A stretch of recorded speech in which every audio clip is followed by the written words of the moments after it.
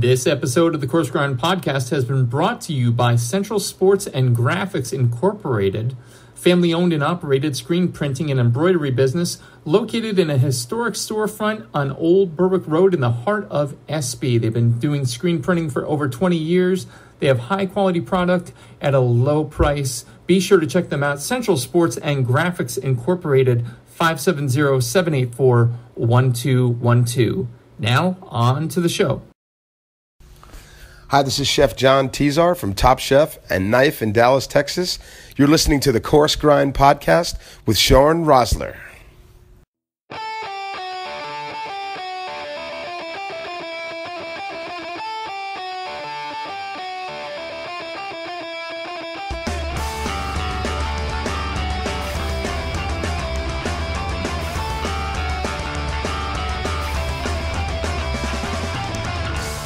Ladies and gentlemen, welcome back. Episode number 154 of the Coarse Grind Podcast. With you as always this evening, host, creator Shawn Rosler.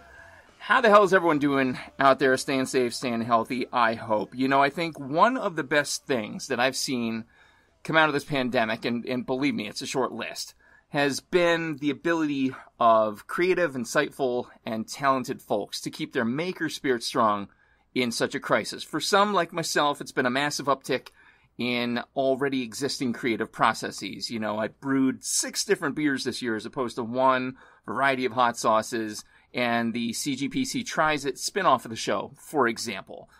For others, it's taking their model and changing it to fit their and maybe their employees' needs. Like Chef Jose Rosenberg, friend of the show, his Black Belly has been going more mercantile butcher, and they've been able to stay afloat because of it. Awesome, right?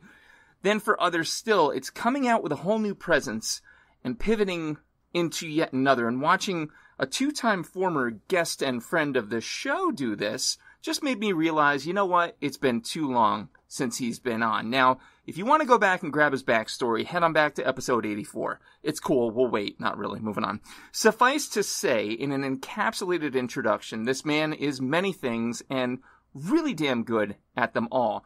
Food writer, photographer, TV presenter, and an expert and thought leader on meat eating, whether it was on Eater.com, Serious Eats, Zagat, Grub Street, Time, Newsweek, New York Times, New York Post, AM New York, Wine Spectator, Meat Life, or his newly founded Beef Loving Chefs podcast.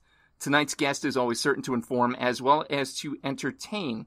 That new podcast, coupled with the fact that I just like talking with the guy, added up to a revisit for his 3rd time in the chair. It should be noted that his first episode is one of the most listened to in the show's history. So there's that too. Meat, humor, punk rock, and a passion for biking that I hope my oldest doesn't find out about, since he's a new biking lover and he'd likely blow up your phone. Always a lot to talk about with this guy, so let's get to it, ladies and gentlemen, and everyone in between. The maestro of meat behind the Beef Loving Chefs podcast and Meat Life, Nick Solares. Nick, how have you been, brother? Shawn, I have never been better introduced than that. Nor am I more unworthy than of an introduction as that. That humility is going to kill you sooner or later, man. You got to stop being so goddamn humble. You are all those things and more, and we're so glad to have you back. Well, thank you. The pleasure's all mine. Happy New Year to everyone. I think we're in the new year. It's hard to tell.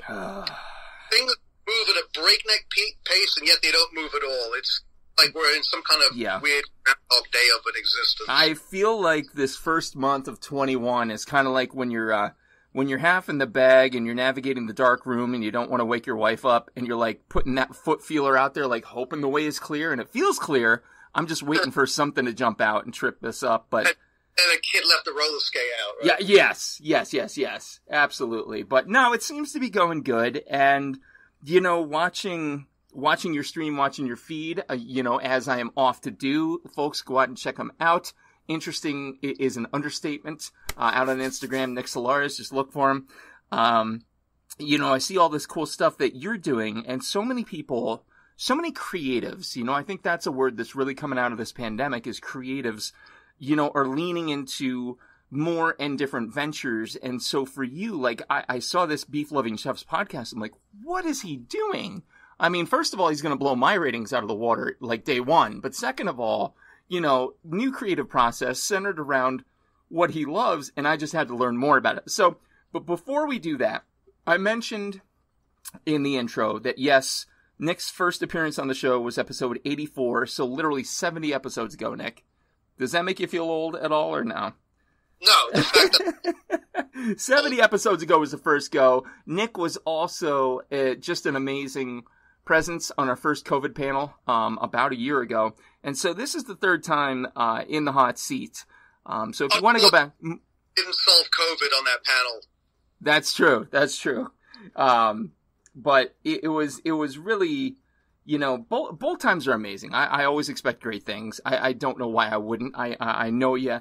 But this third time too. I do it for the t-shirts you sent me. Yeah, that's it. He can be bought. If you're looking for an easy gift, man, it's a t-shirt and maybe a compliment on his boxing skills. Which we gotta spar someday, buddy. You and me. We gotta strap him up. Although Tyson and Roy Jones fight, and they're like my age. I'm like, these guys are insane. You know what? Did you watch Tyson's training videos? Like less than the fight. The fight I could give two shits about. Did you see him train? It's terrifying. Holy shit! Like this guy's he's at least had like 5 colonoscopies by now, and I'm terrified of him. Like it's truly terrifying what the guy was able to do. But you know, despite having been on twice before. And if listeners do want to go back and get Nick's backstory, I invite you to. But for those who are less inclined to do so, Nick, would you mind just kind of going through some of the more basic questions on your background and let everybody know just who the hell Nick Solares is? So I am a food writer specializing in the consumption and now the cooking of meat. Mm. I was a pioneering food blogger, so I started a food blog in about 2005 during the early days of the internet food scene. Mm-hmm. In the city, which was, back then, it was sort of the hub of food media, and I think that's really changed for the better, frankly. But, you know, it was a very insular thing back then. So I sort of came up in that. I was the first hamburger reviewer for Serious Eats, and then became a review for them, and I was then restaurant editor at Eater, New York. Yep. I then did a show for Eater, which is where most people know me from. Mm-hmm. Got like a ton of views across all kinds of media. And then about 3 years ago, I started a company called Meat Life, which is a media company dedicated to quality meat consumption. Mm-hmm. And a lot of my clients in that venture are actually industry side, but not really consumer facing. Gotcha. And that is actually what the chef loving the Beef Loving Chefs podcast is. It's for the Texas Council. Mm-hmm. It's really geared towards the industry. So we interview educators, butchers, ranchers, chefs, but it's very inside baseball. So we're not explaining terms. We're not trying to educate the mass consumer. It's inside baseball stuff, and it's to address how industry deals with situations. And it really came out of the COVID situation, because I've been doing video work for them, and I have a video series I'll send you the link to that I shot for those guys. Oh, nice. Okay. And we need to do the next series, and, you know, then COVID hit, and we really decided what's the best pivot. Yeah. And the podcast seemed like the ideal vehicle because it's something that you can do quickly, and you can turn, you know, and it can be very topical. Mm-hmm. So the first guest we actually interviewed was Emily Knight, the head of the Texas Restaurant Association, who were very early on were ahead of the COVID thing, and have done some really great work. They produce, like, it seems like a simple thing, but it was just this one sheet, like, COVID information thing for restaurants, kind of like the choking victim thing that you see up on the walls. Yeah. And it's just one of those things that I think should be instituted, like, nationally, like things like that. Yeah. And then we've interviewed people that are educators, and the podcast has really progressed beyond the immediate triage of dealing with COVID into being something that is much more, you know, we hope to be more evident. So we've interviewed some really interesting people. And look, I say it's not for the consumer, but if they're listening to your podcast, it's totally for them. I mean, this, like, it's like, it's not basic industry stuff. It's not like watching a TikTok cooking video, right? Right. It's got some. It's really like it long drawn out intellectual conversations about stuff, and the people that we interview them are fascinating. I mean, yeah. Well, I mean that's the part that's so interesting, about my platform, and again, the fact that I'm even like including my platform in a statement with your platform feels presumptuous of me, but let's assume I belong. The point about this is that it's a conversation. Like the idea that media should be this, this handful of editors at the very top of the food chain who are then casting down opinions that becomes fact. Like that's maybe the way it was before, but this is a conversation, and the more voices we have in it, it's better. Now, obviously, there needs to be, at some level, there are going to be experts, and there are going to be people that do it professionally, but that doesn't discount, other voices. And I think that, that's the beauty of modern technology, the way it connects us together. Yeah. Yeah. I think there's, probably a filtration point that we want to hit, because it's the whole thing, everybody can have a blog, everybody can have opinion. Well, yeah, but when you say you're stepping foot into a ring, for example, I actually just did a cooking lesson for a local charity. They did a skills auctioned it off, and someone paid what I would consider way too much money to come over, and I basically walk them through. You'd appreciate this, the basics of putting a sear on a steak, making sure you get that outside, and then putting it in a hot oven. Making sure the juice stays in, these basic things. But as I'm doing it, to your point, I think you start to realize it's not always about being the guy that knows everything, but being the guy that knows the people who know the things that maybe people want to listen to, maybe people want to tune into, and you can be this conduit for a more informed discussion. I'm looking through your guest list here, and it's remarkable. Larry Delgado, Emily Williams-Knight, Davey Griffin. He's starting back, in September, I think it was? Looks like. Yeah, recorded those. Now, the thing about doing work for the Texas Beef Council is that it needs to be approved by the USDA. Yeah. And that really just means that there's no cursing in it. Sure. Which is why the John Teasar video took, the John Teasar episode took a bit of time to edit. Yes. A little shorter than the rest. Mutual friend of the show's. Very well done. It's just basic things that you have to account for. You can't make claims that are sort of contrary to the accepted science that the U.S. government has, right? So if you're coming out, and then there's basic things like you can't say one thing is better than the other, right? Mm-hmm. And that's. But other than that, I mean, it's pretty in-depth stuff. We're talking about, look, the Texas restaurant industry itself is there's 50,000 restaurants in Texas. Sure. Right? They employ almost 1.5 million workers. It's staggering when you think about the impact of that. And when you're dealing with Texas beef, the ramifications up the food chain, literally up the food chain, all the way up, there was cattle that were just sitting there. I mean, just getting plumper and plumper. There was backlogs of filet mignons up that restaurants and hotels would go through in bulk, right? Yeah.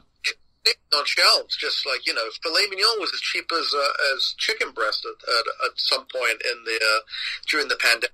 So there's all of these tensions that you don't really appreciate as a consumer or if you're just going to restaurants, right? Yep. But it's something that if you're in the industry, you have to think about all of these things, right? Yeah. And you got to think about them holistically. So that's really, the podcast is kind of geared towards that and kind of closing that loop for anyone who's involved in Texas beef. Yeah, and I think, folks listening to this show, you've clearly already have more of an interest. And, if you've listened for the past, 30, 35 episodes, the show's taken a little bit of a turn because it has to. It has to adapt. It has to address these things that not that we would expect the lay diner to consider them, but I think being able to bring that knowledge to them and say, hey, look, this shit is going on. you should be interested in how to help out these, these restaurants, these establishments that have historically gone out of their way to help out anytime there's someone in the community who needs it. What a great way to just become more informed and realize, like, this is the state of the industry right now. If I want to have restaurants in 6 months, here's what I need to do. So if you're listening to this, you definitely need to listen to Nick's podcast, Beef Loving Chefs podcast, out at beeflovingchefs.podbean.com. Definitely. You can look for it on your Android and iPhone devices also. Awesome. Okay, so available on all the platforms you can hear us, you can hear Nick. And just again, looking, this is the thing. My wife will ask me periodically. She'll say, "Well, who's gonna know who that is? Who knows who Chef Morris Salerno is outside of the Texas dining scene?" But here's the beauty of this type of platform. I just looked at it and went, "Yeah, I fly through Texas sometimes. Bistecca Steakhouse. I should check that out." Like, that's always the part that I love about podcasts like ours collectively. Again, if I can mention mine in the same sentence as yours, it's not the people, it's not the celebs. It's not, as you said, the top 3, editors-in-chief, the figureheads. It's the real people on the ground doing it. And I think bringing awareness to them and their stories is so much more significant. Yeah, and it's also that the stories these guys tell. I mean, look, Morris Salerno has been in industry for like decades. I mean, since I arrived on these shores as a teenager, and he was already in the kitchen, like that. Right? And really, and was a pioneer, I guess. If you think about like high-end Italian food in Dallas, like, that's probably something that's relatively new for most people, but he was doing, authentic Italian food like 5 decades ago. Like, that's unreal. That's unreal. And to say 5 decades too, and to read it here, in the write-up, spanned 5 decades. So like, we're talking 70s, man. That's crazy. So that the knowledge that he brings and some of the insights that you just wouldn't expect, right? And that's the thing about a podcast. Like, a 5-minute interview on television is one thing. It's great, it's probably good for the moment, but it's ephemeral. It's like, it's just gone. But a podcast is something that really, I think, you delve into a subject, really, really pull out stuff from it. And those nuggets of information they'll give you are evergreen, right? They're always available. Yep. Look, we had Daniel Vaughn on. I mean, that, it just shows you the breadth and depth of Texas. It's like the amount of, just the variety of people that we interviewed in the first series, which was, it will be, and we're having the John Teasar episode is coming out next week, and that will be for, what day is it? It's some week in January right now. Yeah, it's some week in January. It's the 24th of January. Okay. So yeah. It'll know when your podcast is out, but I'm sure they'll be out at the same time. Yeah, so that'll be episode 10. Big 10th episode with John T. Again, good friend of our show. He's been on a couple times. And just, I mean, when you talk meat and you talk Texas, yeah. He's it, man. He's on it. So that's incredible. And so, like, that's the new stuff. That's the really new stuff, the exciting stuff. I'm going to start listening. Again, listeners, I encourage you to do the same. The Beef Loving Chefs podcast.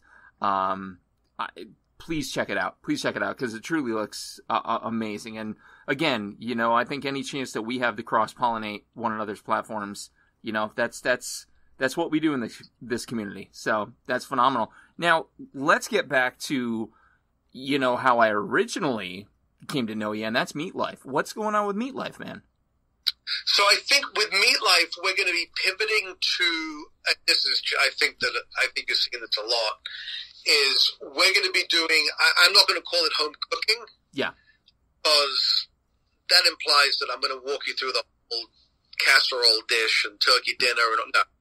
I'm going to just bring down the techniques that I've learned to be the most effective, or that I find to be truly unique expressions of a particular craft or style, and bring that to the viewer. So a lot of it will be basically steak 101 cooking, right? Yeah.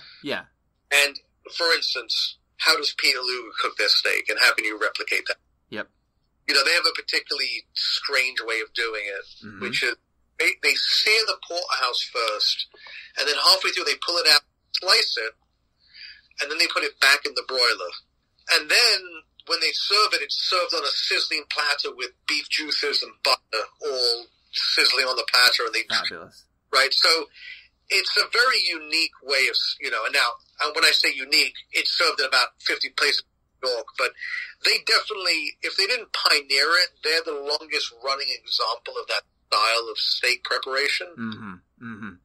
And, but now you see it, that has become kind of the New York City porterhouse service style. So you see that across multiple restaurants in New York, but you don't see it that much outside of New York. And, you know, so for instance, that would be something that we'll cover. But then basically things like, you know, what they call dry brining, which I don't think is the right term at all. I just call it pre-season. Ideas about sous vide, cooking the temperature, you know. There was one that you did that I caught, I want to say it was on your Instagram feed. I think it was the reverse sear. Like, I had not seen that before, and that gave me such pause. And I probably, like, if you got, you know, 5,000 views on that, 1,000 of them are mine, man. Because I kept watching that, like, wait a minute, how do you do that? What? That was something, man. I enjoyed that, because that was something I had no idea. It's a good technique, a really good technique, especially for larger chops. And then especially if you have a big piece of fat. Now, I like my steak particularly rare. Yeah.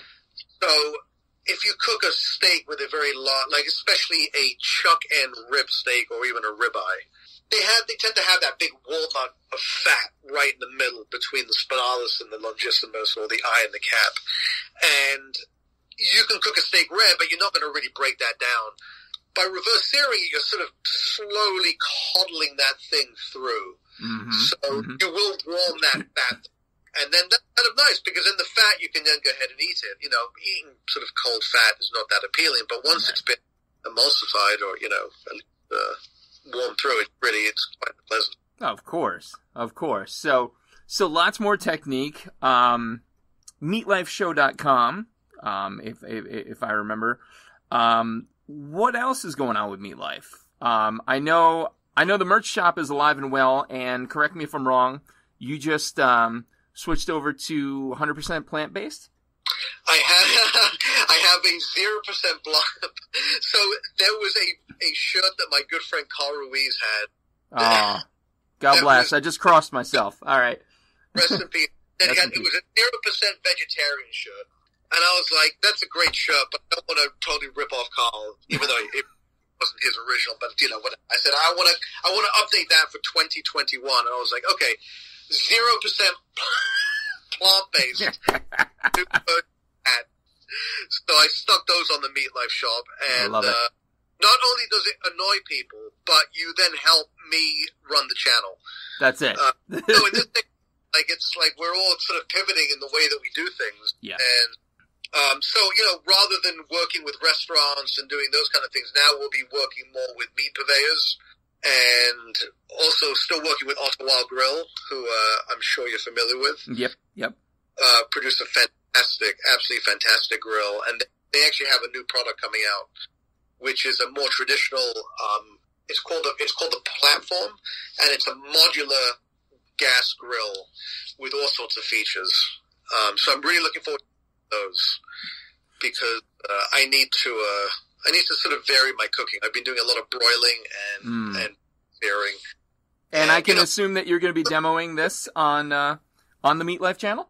I'm sorry, say that again? I assume you're going to be demoing that new piece of hardware on... Oh, yeah. Beautiful. Well, I really want to have...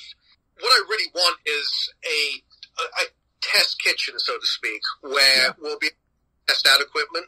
Because, look, the reality of the situation is that we are not going to go back to any sense of normalcy for quite some time. And I still think that even when we do have the full back to whatever normal will be, the fundamental landscape has changed. And I think a lot of people realize that, you know, first of all, they're learning how to cook at home. There's been a whole shift in the way that butchers and purveyors and even restaurants think about selling products. Yeah. Right. Yeah. Now, look, I'm back in New York. I was away for quite some time, but what you're seeing here is a lot of restaurants selling meal kits because we don't even have indoor dining in New York right now. Yeah. Yep. We're in the middle of winter. The average temperature is about 29 degrees Fahrenheit. We're living right by the water, so there's usually a pretty nice breeze blowing through the city, right? Manhattan is a series of canyons constructed out of concrete edifices. Mm-hmm. Those also produce wind tunnels. So dining outdoors is a fairly miserable experience. Yeah. And if not, you're likely to get COVID from doing so because a lot of people have constructed outdoor shelters. Yeah. Yep. Because we're allowed to do, but it's just the problem has been, and you cannot blame the restaurants for this. It's been such a failure of leadership, such a failure of management of the way that these businesses are run, and it's also that look, when we last spoke, it was in the middle of the lockdown, right? Yep. And I don't think there was any alternative to that. Quite frankly, no. We hit with this thing so quickly. It spread so rapidly. Services were inundated. But a lockdown is really a blunt force approach to this problem. Agreed. And we don't have to really look too far to see how other places dealt with this situation very handily. Yeah. My brother lives. Guess what he goes and does every day? He goes out to eat in restaurants, goes to clubs, and walks around. And, I mean, you see the rates in Japan. In Korea, like they've all managed to, and I think the key to this is test. And we ended up spending way too much money on ventilators and on hydroxychloroquine and a bunch of other things that ultimately, look, the vaccine is fantastic, but we're not going to reach herd immunity anytime soon, especially the way things are going now. No, even though Fauci said, by the fall. I'm holding my breath because, really, I don't know. I want to believe that because I want to believe that now we're focused in the right direction. But then, how much time does it take being focused in the right direction to actually write the course, not just stay it, but to write it? Listen, I have to say, I really like Fauci. Like, he's the guy you want to hang out with. That said, he works for the government, and it's like he's optimistic in a way that I don't think he really feels is warranted if he really thinks about the situation. But of course, look, you have to sort of be that. I guess so. He's got to feel better about his job situation today. That's all I'm going to say. He's got to at least feel a little better about his management. Oh no, he's been very upfront about that. Yeah. He basically had an interview where he said he said in less than uncertain terms, right? No uncertain terms. But my feeling is that we should be at a point now where we should already have resumed normal life. We should just be getting tested every 10 seconds. There should be a test everywhere you go. Yeah. Because deal with it in places like South Korea. They you get tested heavily. You isolate those people, but there is some forward momentum in daily life. And we called it the pause in New York, which was a bit of a euphemism because it was more like hit the brakes at 60 miles an hour. Literally, the entire economy smashes against the front windshield. Yeah. And the people that had that weren't driving or were in the back seat is sort of, they got slightly less damage. But it's just been an absolute disaster. I mean, sure. And we're now in the worst months. We're now in the worst months for a restaurant under any circumstance. Right. January, February into March is always going to be the slowest period. Yep. And without there's been no communication about when indoor dining might return. Mm-hmm. You can do it. You can literally walk 50 feet across the line into Nassau County and go and dine in a restaurant. Right. But for you guys there, that's not a reality. Like right now, our local restaurants, we have indoor dining. I think it's at 25% still. It might have gone up to 50. I'm not sure, but we do have indoor dining here. But you guys are like the epicenter of population in New York. So yeah, population density has nothing to do with room capacity. True. If you can fit 100 people in, right, and you're like, okay, that's 25 people. What difference does it make how many people are outside? You know, and it's just, right. And I don't even know that I would eat restaurants inside that much, but there does need to be that escape valve for a lot of people. Look, they've got to be able to. I mean, that's in talking to friends, you know, and guests of the show around here who have had that 25%, who have had that 50%. It's still barely enough. Like, what does the industry look like a year from now, 2 years from now, 5 years from now? It's crazy. Well, the problem is, and look, there's no doubt that restaurants will always exist. Sure. But it's not going to be these restaurants. Exactly. And look, what to me is so important about, because like getting back to home cooking, right? Yep. You can cook if you really put your mind to it, you can cook a better steak at home than you can in the steakhouse, because the steakhouse is cooking 60 steaks an hour, and you can just concentrate on that one steak, right? Mm-hmm. Mm-hmm. But that's not what a steakhouse is about. It's about the atmosphere. It's about the club, you know, it's about the wine list, the sommelier, the guy in the dusty tuxedo that recognizes, you know, it's all of those things. It's about the diversity with friends around the table. And but the reality is that that's not going to be an option now. No. For quite some time. For quite some time. So, man, so focusing on that. Focusing on that home cooking then is key. And I mean, I think it's been key. I've actually gotten a lot more questions, you know, to me about how to cook X, Y, and Z. And so you pivoting into that then as part of Meat Life makes sense, because I mean, if you had to ballpark it, I mean, obviously you're brilliant on many different levels, and obviously food is, you know, first and foremost, and fine dining for sure. Like, what does a year from now look like? Same? Slightly different? Like, how do you see it? I think that 2022 is what everyone is hoping will happen in 2021, which we're going to reach. And look, all I know is what, you know, I do read pretty intensely about this stuff, but I'm not getting anything behind this. I'm not reading anything that's available to the general public, but my feeling is we're not going to reach herd immunity before then. Sure. Not just that. Look, there's going to be a lot of people that are going to resist the vaccine. Yeah. I have to be honest. I have friends of mine that I respect and I think are bright people that are completely anti-vaxxers. But to me, it's going to be a simple issue of, like, you can believe in passports or not, but you need one if you want to travel. Right. You know? Right. And that's going to be the case. I think if you want to travel, you're going to have to be vaccinated against COVID-19. And the way this virus seems to be going, I mean, it seems that it's going to be something that we're going to probably have to, that one vaccine is not going to do it for very long. Right. Like flu, we have the essential structure of it down, but the reason you get vaccinated for the flu every year is because it changes every year. Right? Yep. 5 variables. Yep. They average all of those things, and they're like, okay, this will take care of most people. And I think that COVID seems to be that. I mean, look, the variants are already, you know, there's all kinds of variants already. There's the South African one, there's the UK one. Yep. Well, what? Because there's 2 other variations, or are there 3? I haven't been paying close attention. For sure, there's 2. Outside, well, there's 3 because there's the original one. Oh, sure, yeah, okay. But then remember, but they were saying that the one that hit us in New York came from Europe, from Italy specifically, and the one that hit the West Coast was from Wuhan. Right.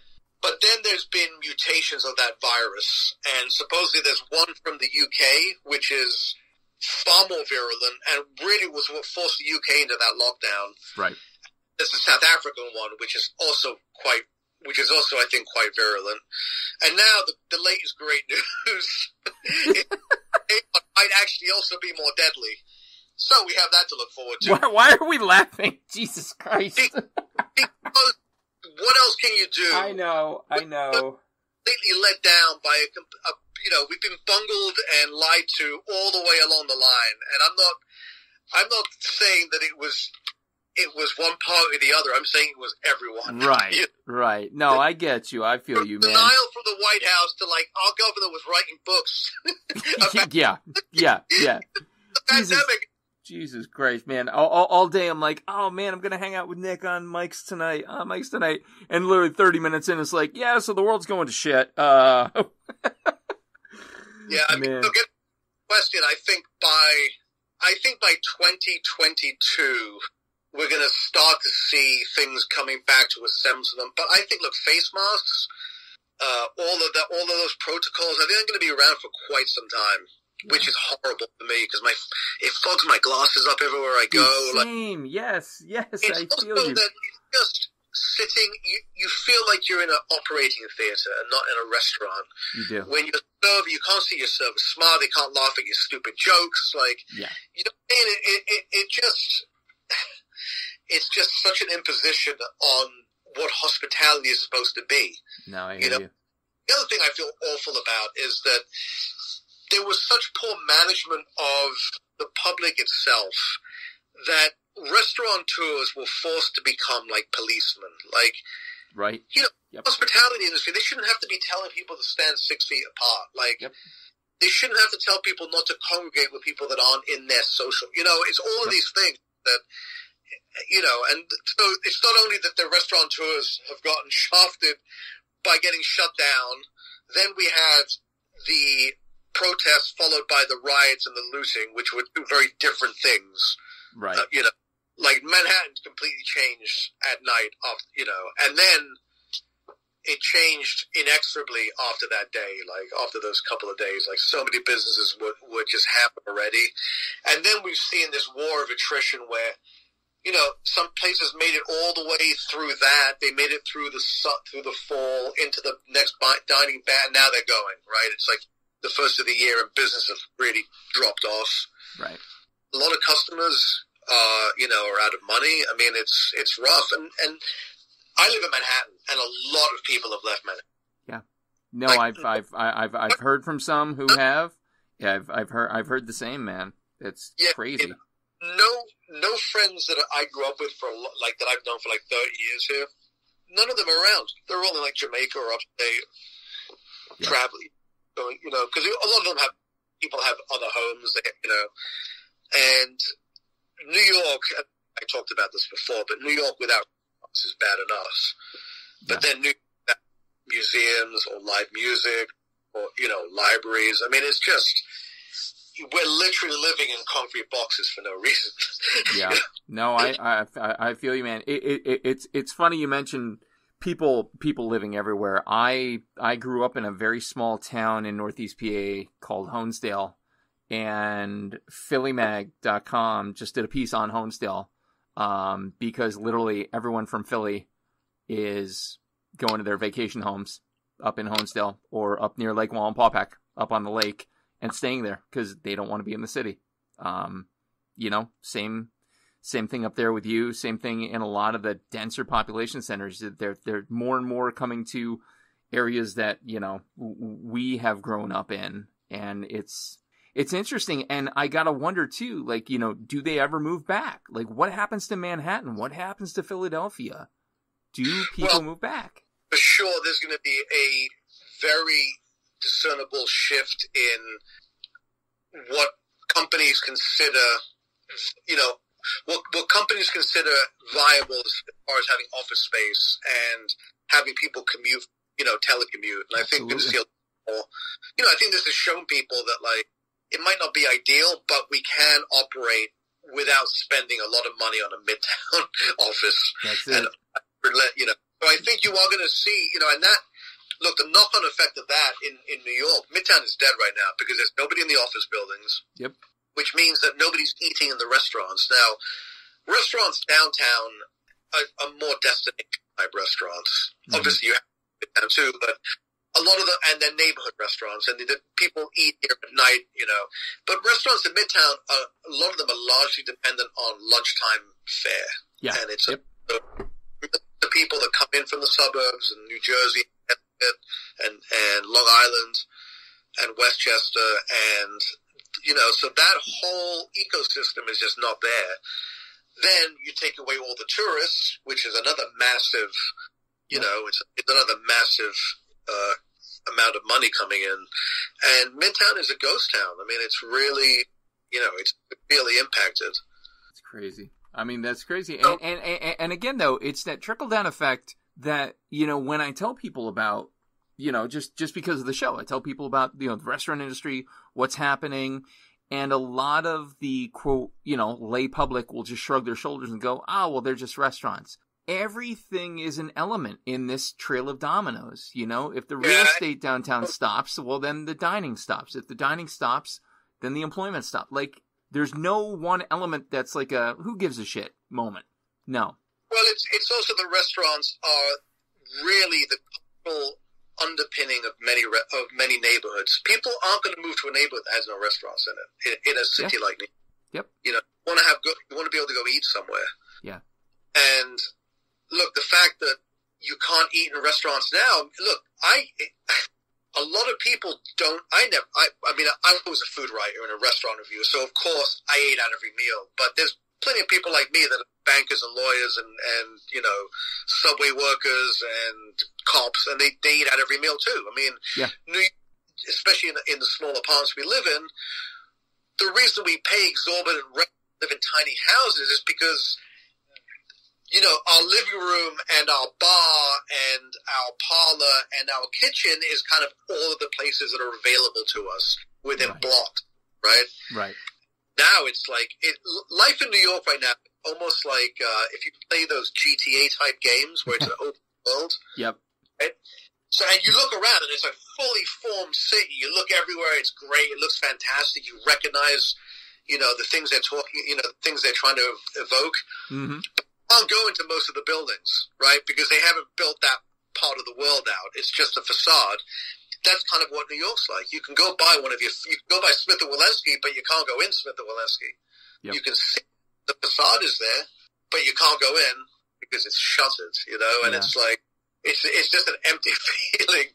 Yeah. And a restaurant like that is, I think they have 400 seats, and, even at 25%, that would be 100 seats. But it's the economics of running that restaurant. Yep. Also a union restaurant. I'm sure there's all, there's all things that will affect that also. Yeah. But people don't realize that you can't, if your restaurant isn't full, you're not making money. No. And that's just a reality. So, 25%, people were hoping it would be at 75% by now. But the reality is that the virus just was not dealt with. No. And apart from the fact that the messaging was bad, there just wasn't enough emphasis on, there wasn't enough emphasis on testing, but also on masking. I mean, look, New York has been very compliant, but I know that a lot of this, it became a political issue, right? Yep. And that's unfortunate. It's like if wearing it became a political issue. Yeah. I mean, it seemed like such a small hurdle to overcome. But then when I read what I read today, it was an interview with Dr. Bricks, and she said that a lot of the administration believed that COVID was a hoax. To say that in those certain terms, like we could have been, a year ahead of your proposed schedule that you mentioned, Nick, 2022, like we could have been coming out of it had it been addressed as a serious issue, as a real issue that simple things like masking could help alleviate. And yet here we are. Yeah. And I think that, look, Taiwan, which dealt with this, like it just snuffed it out immediately. Yeah. They got hit really bad like 15 years ago by SARS. Yep. So they already had the protocols in place: test, trace, isolate, like all of those things that they implemented. I think they had like 100 deaths that's just, that's like, it's amazing. Yeah. Now it's a small island, but still, like, they managed it. So I think that what will happen is that we're going to eventually get there. The next one will be a little more prepared for, but what cost? How many? They're talking about 500,000 by next month. Too many. Anybody asks how many, my response is too many. Just too goddamn many. And I feel it too. And we all have COVID fatigue. We just want to get on with life. But the situation, and I'm actually surprised that we're not in lockdown right now in New York. Like right now, you can't go to a restaurant, but you can go get a tattoo, you can get your nails done, you can go buy books, you can buy groceries. I mean, I guess that's natural, but right. You can go buy jeans and any fashion items that you might want, and it's just considering the death rates that we're at now, the infection rates, and the fact that we have the new virus, which supposedly the UK version is going to be the dominant version of the virus by March, so almost on the year anniversary of the shutdown. We're just going to get an upgrade, Nick. Thanks. It's not a bug, it's a feature. Yeah. And it's from the UK, damn it. Oh. Wait, you know what they call it in the UK? What do they call it? They call it the Kent. Jesus Christ. I again though, laugh or cry. Like what are you gonna do? How are you gonna cope with it? I don't think there's another option. I don't. Well, we do have a 100-day mask policy, right? Isn't that one of the dictates from newly elected President Biden? Yes. Yes. Yeah, and I don't know. I could hope all day in one hand and what in the other and see which fills up first. I just know that action at least is being taken. So look, there's that. This did highlight one problem, which is that it did highlight one problem with the federal system, that it's very hard to institute a national policy when the states do have such. I'm not arguing against states' rights one way or the other. I'm just saying that sure. That does become an issue. And look, one of the reasons that Taiwan dealt so well is because they are a much more homogeneous society. Mm. And the fact is that culture in particular is much more traditional in the way that that they respect authority. And sure. Americans implicitly are.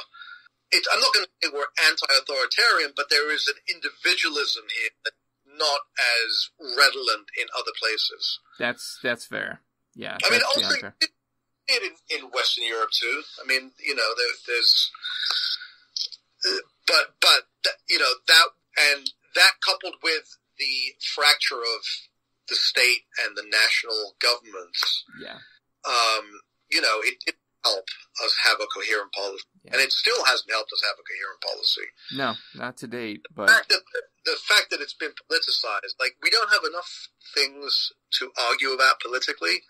We have to throw public health into the thing, and we're not even talking about how you fund public health, or if you do or don't fund public health. I'm talking about literal public health. Exactly. Public. Exactly. Cletus T. Jones is worried about Bill Gates putting a microchip in his brain through a vaccine, and I think we saw with what storming the Capitol. I think we saw the reality of storming the Capitol. Big tech doesn't need to put chips in you because you carry their chips around with you everywhere you go and every waking moment. Yes. Including, I might add, insurrections. Yeah. That's exactly what they were. That's exactly what it was. It's stunning to me, but again, when we rule the world, Nick, you and I, because we're gonna take over. We're running in 2024. I'm dropping it on the show here. Solaris Rosler, 2024. So there you go. Be looking for it. We'll steer us out of this shit. Running on the COVID ticket. The COVID ticket. Oh, for sure, man. Well, hey, before we wrap up, brother. I just want to run over everything you got going on, cause you are a busy guy. And, again, I can't appreciate it any more, than I do. You taking the time out to just hang out, talk shop, talk COVID, talk the end of the world as we know it, and our presidential bid. More to come on that. But meatlifeshow.com, Beef Loving Chefs Podcast, Facebook, Insta, Twitter.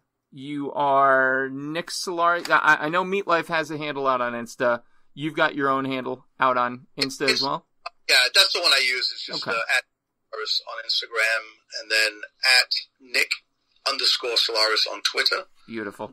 And then Meat Life Show on Meat Life on YouTube. Meat Life on YouTube. And again, folks, you know, as you're checking out the episode, I'll be sure to have a link up to Nick's awesome shop, 0% plant-based. Highly recommend it. I know I'm going to be popping off one here sooner than later because, let's be honest, I am pretty much 0% plant-based these days.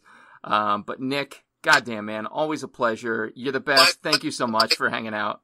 Thanks, Shawn, and stay healthy, everyone. Will do. Thank you, brother. This has been episode number 154 of the Coarse Grind Podcast. With us this evening, the illustrious, the carnivorous, the meaty Nick Solaris. Our producer, as always, has been the lovely, voluptuous Johnny Leland Robinson, a.k.a. the Reverend Johnny Lamoria. Be sure to check out his Pleasure Saucer, rebooting sooner than later. Our next episode is going to take it across the pond for number 155. You won't want to miss it. Stay tuned.